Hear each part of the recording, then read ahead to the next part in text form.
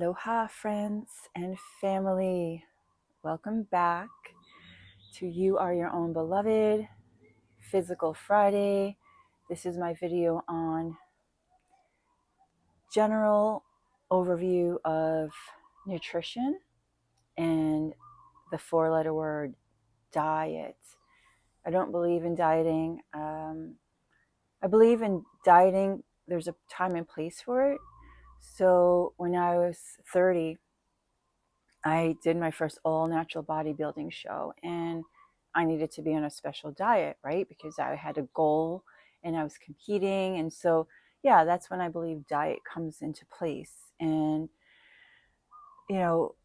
certain events or physical things that you might need to eat for, or if you're going through certain illnesses or imbalances in your body that you need to correct, then yeah, you need sometimes to be really strict with your food intake. So that's not what I'm talking about here, because I'm not going to give you that type of specific advice. This is a general overview of what I've come to learn through my own experience of being able to transform my body over and over again through nutrition and through exercise, and also having the certifications for the last 25 years of being a personal trainer and health coach. So what's interesting is, when I was always a very active person, tomboy. I always played sports and into dance, and then I became, like I said, I got into like the gym and then bodybuilding. Then I switched to fitness competitions, then martial arts, and then I got to triathlons and long distance swimming. And like, I just love to do anything physical. But I've learned that when I got into yoga, so yoga was 22 years ago, there was a huge push for being a vegetarian, and now it's vegan nowadays. And I felt, and back then I wasn't really conscious, and I felt the pressure, like peer pressure, to be vegetarian. And every time I tried it, I would always get run down and sick. It wasn't for me. And then it was almost like I was like a meat eater, but I had to hide it. It was like I was ashamed. Oh, I eat meat. And then at one point I was just like, you know what? Screw this. Like, I'm eating for myself, and I'm not going to be ashamed to say, like, I need to eat meat. And one of the yoga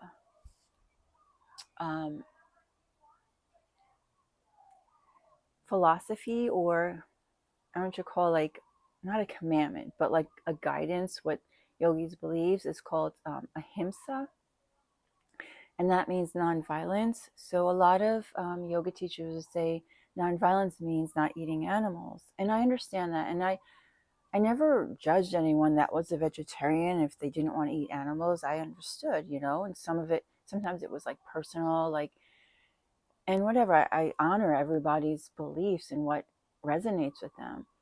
But I also thought, like, well, ahimsa also pertains to me. And I think that's kind of important, like nonviolence to myself. And when I stopped eating meat because I felt like this pressure, I got run down and sick. How is that practicing ahimsa for myself? So I decided to just follow my own intuition and what my body needs. And, I got a lot of slack from yoga students and, people that were very orthodox and would judging and say, well, how could you eat meat and be a yoga teacher? I was like, okay, well, you know, sorry, you're not in my body and you don't know what my body needs. And even some of my close friends I would say to them, well, I need to eat meat. And they say, no, you don't. There's other ways. Okay, well, maybe for you, but for my body right now.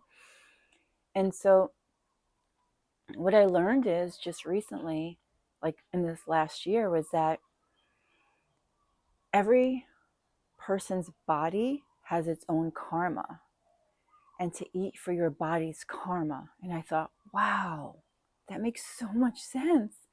That's like so ingenious. Like, it was like boom, boom, boom, like resonating fully with me. And I've learned over the years that I'm part Native American. Oh, I don't know if you can say Native American, but whatever. Native, Indian, and that I've had many, many timelines or life streams, or have, depending on, when you know that there's only one time, which is the now. So I have many lifetimes as native. And I think that's just like in my DNA, my ancestry. Like, natives eat meat, but what they do is they hunt their meat, and they do a sacred ceremony over the meat, and they give thanks for that animal for giving its life, and for us to take it in and to sustain ourselves. And they use every part of that animal for nourishment and for sustenance and for shelter and protection. And I feel like that's really a beautiful practice, and if you really believe in the circle of life, like, nothing ever dies, it's everything is just recycled. The soul doesn't die, it's just recycled into something else. And if you give thanks and pray over it, then it's not really being harmed. Yeah, the physical body, yeah, is, but we're taking it in to do something with it, right? So I believe that for myself, there was two reasons why I still needed to eat meat. Was one, I have a genetic blood disorder called thalassemia, but even though it's just the minor, it's still, I basically don't have the same amount of red blood cells as the average person, and my blood cells are shaped differently. So for me to, it makes me very tired all the time. So I'm always struggling with fatigue and getting oxygen through my body, through my blood. So that's why I learned, like, I need that aerobic type of activity, because that actually gives me more energy. And also, whenever I would eat meat, I would literally feel like a different person the next day. Like, if I had a steak the night and then went to sleep and then wake up the next day, I was like a different person. Like, it was like I was alive. Um, so I think with that, it's like a physical chemical thing in my body for real. And then knowing that I've had many lifetimes as a native, and that's just part of my ancestry. It's like deep in my DNA. That's like my body's karma. My body's karma is not ready to give that up. Although over the last few years, I've eaten less and less meat, because part of me, like, I love animals so much. And yeah, eventually I don't want to eat them, but like, I also don't feel guilty. Like, I don't feel like the animals, like, oh, how judging me, or I never felt that. I never felt guilt from the animal per se. I always felt guilt and shame from other people, other humans. But the animal, I always felt like, was like, it's okay. Like, I want to nourish you, and I love you, and I know you love me back. So what I wanted to share with you was, I think in this world where, like, there's so many diets, it's so crazy, like paleo and keto, and oh my gosh, there's so many, and we've gone through so many stages, right? It's just like continue. I think what's the most important is that you eat for your own body and you listen to your intuition. Your body's intuition, your body is divine intelligence, and it's always talking to you, and it's always going to tell you. And when you go to the store, maybe just take your time and say, like, okay, body, what do you want to eat today? Do you want some broccoli? And then take a moment to feel what your body's saying. Okay, do you want fish? How about some fruit? And just kind of start to look at food in that way. And the other thing is also what I learned and makes sense to me, was given from higher up and from spirit, is that when you're eating fruits and vegetables, like, there's power in eating the whole entire fruit or vegetable, because each fruit or vegetable has its own life force or vitality. So say, like, when you eat a whole apple, you're getting not only the nutrition of the apple, but the life force vitality. Instead of like chopping everything up and putting it in a blender and making a smoothie, that actually takes away of some of the life force vitality of the whole legume or vegetable or fruit. I thought that was really interesting. So, like, yeah, pick up a carrot and just eat a carrot. Take a cucumber, eat the whole cucumber, eat the whole fruit. And the third piece of information is also, at this time, like, was given to eat fruits and vegetables with seeds, because that has to do with the seeds of life, the tree of life.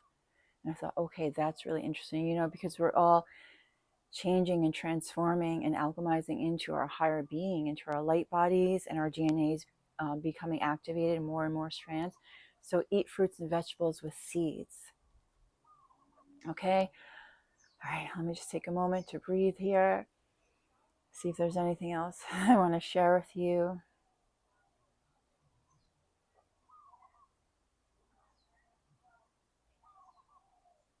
Okay, and yeah, so sometimes also certain diets work for us at certain periods in our life, and then they stop working. So I think that's also important to listen to. Like there's seasons and rhythms to your body, especially with women. So on a monthly basis, we go through a cycle. If you're still getting your cycle, which I am still at 53, I'm still very regular, and I notice at times during the month that I need to eat certain foods, and when I don't, like right before I'm going to get my moon, I'm super hungry all the time, and my body's like preparing, and I need to eat like right before, and maybe the first couple of days I need to eat protein, and I need to eat meat protein. I just need to eat it, or I'm going to be completely fatigued. Okay, so that was what I wanted to share for women, and also just in general, like there are seasons to our life, and that maybe a certain diet worked for you during this time, but maybe during the summer it doesn't work. So pay attention to that.